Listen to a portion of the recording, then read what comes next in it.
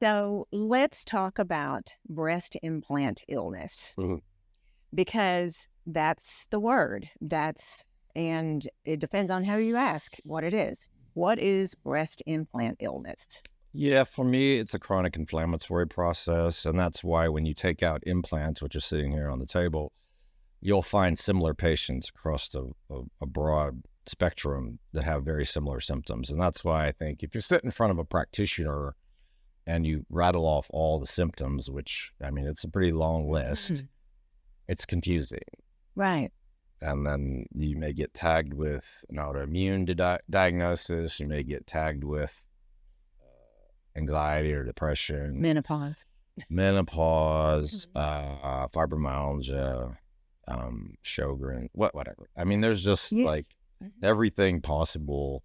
And if you don't have that red swollen breast, somebody thinks it's a breast implant Mhm. infection. Sometimes they don't even tell their practitioners they have implants. Right. So it's a little hard, I think. If it wasn't for this patient or my history of dealing with cancer patients and implant problems, you know, I probably wouldn't be as curious about that. And then that patient clearly put me on a Facebook group, and then I just had people start calling me about explant surgery. So it's taken 7 years and a lot of reverse engineering to work out many of the problems.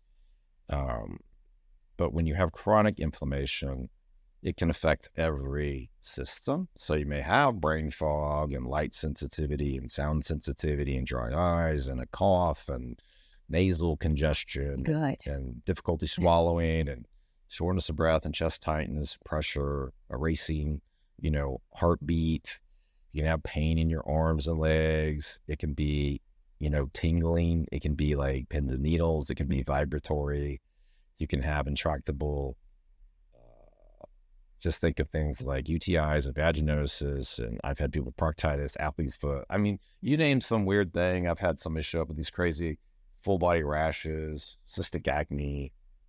I mean, I Yeah. don't, It goes on. I'm just naming